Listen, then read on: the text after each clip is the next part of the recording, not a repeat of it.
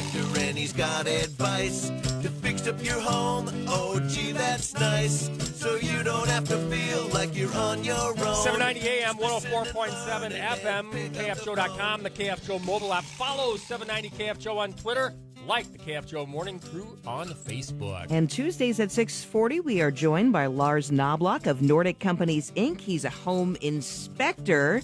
What we need to do before selling your home is what we're going to focus on. But if you guys have any questions for him, you can also text those in to 35270 or give a call. Laney studio lines are open, 237-5948, 1-800-880-5346. Good morning, Lars. Hey. Yeah, we touched on it a little bit in previous weeks, and you know, there's a lot of homes on the market, as Doug has been mentioning. What should we be doing? Hiring a home inspector to come in before we put that house on the market would be a good move, I would imagine. Yeah, it really is. But a lot of sellers will have like a mindset like, why am I going to pay for this inspection? Because, you know, the buyer will do it.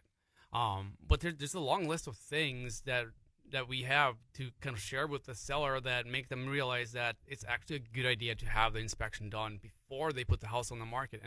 And one of them is that we can help them identify what to do and what not to do before putting the house on the market. Should they brace the foundation? Should they paint the walls? Should they put in new windows or a furnace or a water heater because they're old? All these kinds of things is stuff that we can help them with, so they don't have end up putting money into the house that they won't get back, or put efforts into projects that will likely not pay off. I think of a scenario where you could save somebody's bacon because somebody finds their dream home in the lakes of Minnesota. So they put in a contingent offer on that. They've got to sell their home, and they haven't had a home inspection, and they put their home on the market, and the first person that wants it, they have their home inspection done, and they find out that you need to put in all new drain tile. You need to put in a new roof. I mean, you're talking about, so then to make that happen, you could save them tens of thousands of dollars, Lars. Yeah, and that's how fast the market is right now, too. Like, people are almost always forced into putting an offer on the house that they really want because there's not that many houses out there right now.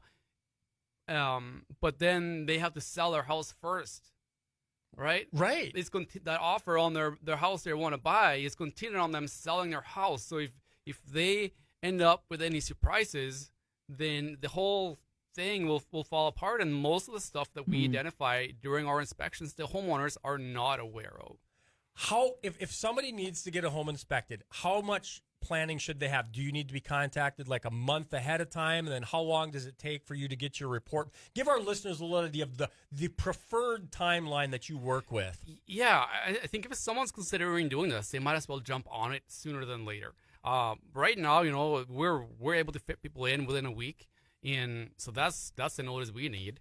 And the report will go out the same day, actually. Oh, wow. So that you will get that information instantly. That's a very quick turnaround. Lars Knobloch is a home inspector with Nordic Companies, Inc.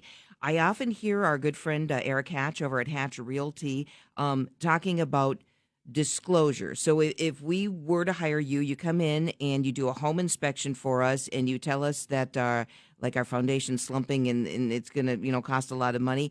If we disclose this to the potential buyer, are we off the hook then, or how does that all work? So that's another aspect of a pre-listing inspection, is that we will help the buyer or the seller with full disclosure, right? So that, and it actually takes some liability off their shoulders for potential issues down the road, that the buyer can come back to them and say, hey, you didn't tell us about this and this and this, because we are there, we're doing the inspection, we're putting all the information on the table, and it removes some liability for the seller, and help them with full disclosure. And that would also eliminate any negotiation on the back end from the buyer, because the buyer was aware of all the issues up front. So they can't come in afterwards and say, hey, actually, we want you to replace the windows and the furnace. They already knew in the inspection report that the furnace was 30 years old and the windows, you know, were in rough shape. Wise move. You can save yourself thousands, if not tens of thousands of dollars, it sounds like, by hiring a home inspector. Absolutely, you can, yeah. Lars Knobloch, the home inspector, is in, and I want to let you know, folks, is he's covered so many great topics in depth, and those podcasts are available on KFGO.com. One of those topics we've covered a couple different times is radon, and when I think about these home inspections, people might not know that they have a radon issue, and that could be a deal breaker. It could for some, but probably 6 or 7 out of 10 homes that we test for radon have elevated levels. In most people aren't aware of it, and then they have their house tested, and then they're in shock because like, oh my gosh, we lived here for 20 years. Our kid's been sleeping in the basement. Now we are selling the house, and we have to put a mitigation system in to reduce the radon to be able to sell our house. We could have done that 20 years ago, right? Right, because all those last-minute expenses, too, which comes with, trying to sell your house, and there's that added expense on top of there. Yeah, if you guys want to listen to that Radon podcast, you can go to KFGO.com. We talked about that with Lars. Any other topics that you want to cover on the home inspections? Because we do have some questions for you as well, Lars. Yeah, we can take some questions. Okay, somebody wants, what if their basement isn't finished? They're looking to sell their house, the basement isn't finished. Is that a big deal?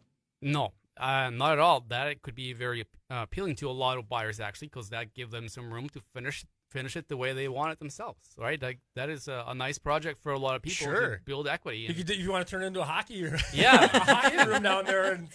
That happens, too. How long does the home inspection take? If somebody books you, can they be there when they have it done? So the inspection could last anything from an hour up to 3 hours. It really depends on the size and age of the house and how many problems will come over. It takes how long it takes. We set off a couple hours at least, but we have additional time in our schedule if we were to go any longer. And I'm imagining you're very thorough. You go through absolutely everything. We try to be as detailed as we can. Our main focus is to help our clients figure out if there are any deal breakers, expensive repairs, what are the future expenses.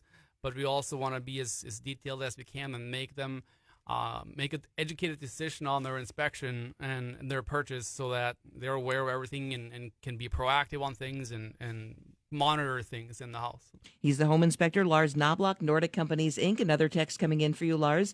Is it a good idea to run your air exchanger year-round? This person's been told to shut it off in the winter. It's a good idea to run your air exchanger pretty much all year long, especially in the winter, because in the winter is when we're closing everything up, and we get stale air, we get moisture problems because the colder it is outside, the less humidity you need inside your house to prevent from condensation. So definitely run your air exchange system in the winter. That will help you control the humidity and increase the ventilation in the house. And in the summer, you also want to run it, but if it gets really, really humid outside, it might be a good idea to turn it off. One more question before we get some of your other information out there on how people can contact you, Lars. In my bathroom, do I need to run the fan if I keep the door open when I shower? If I just keep the door open, is that good enough?